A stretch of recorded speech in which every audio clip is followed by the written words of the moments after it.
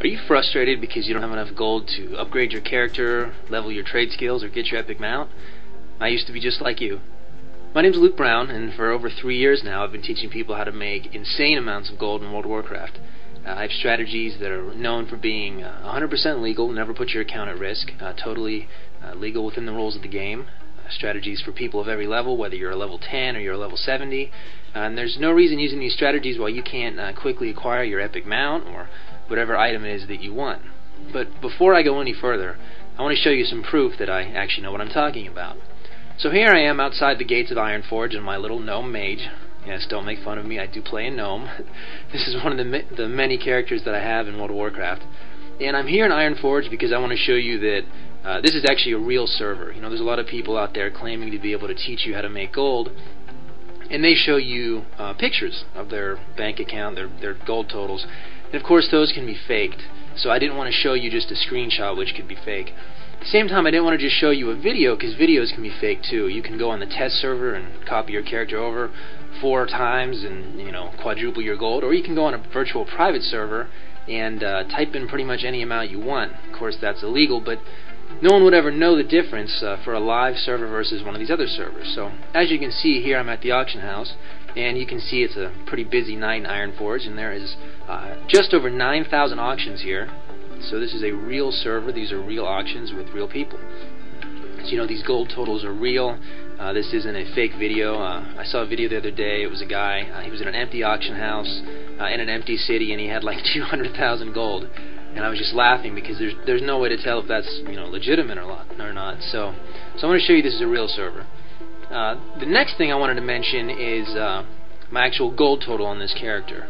This character is pretty much, he has his epic mount, he's pretty much maxed out his PvP set here, and I know it's tough to see, so I have an add-on called Move Anything that allows me to enlarge things, and you'll see I have over 11,000 gold.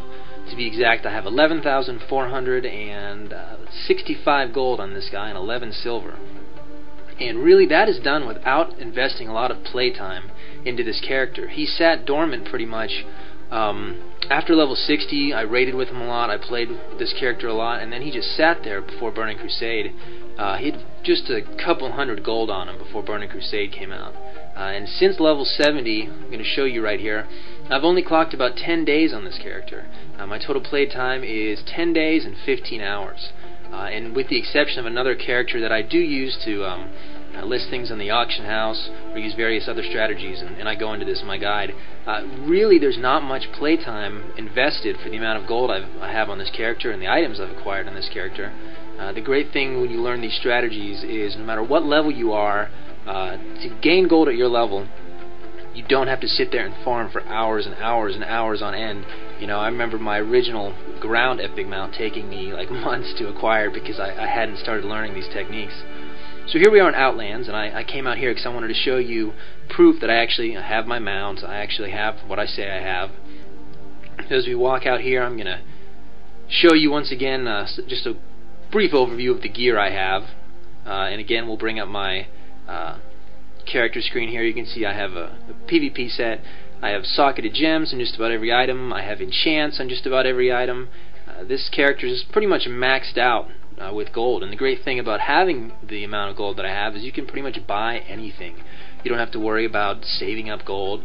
And here again is my gold total, just so you can see this is the same amount over the 11,000 total of gold. And here is my basic ground amount. I don't think it's any surprise to people that I have that, but people have asked, so yes, of course I have my basic ground amount. And here I'm going to show you I actually have Exalted Reputation with Stormwind. And that is what I did to acquire my epic ground mount, because I wanted something a little bit different. And this is important because you can't get this through PvP. You actually have to turn in cloth, and that took a ton of gold to buy the cloth. So that was another way I could use my gold. You can see me on my my horse here, which is pretty cool to have on a gnome. And it's, like I said, it's not the PvP mount, it's actual faction earned mount, so that's cool. And here, of course, is my epic flying mount. All acquired on this character. You know, this character having over 11,000 gold on him and all these items and these mounts. I mean, he's just raised thousands and thousands of gold, and as you saw, it did not take a lot of playtime.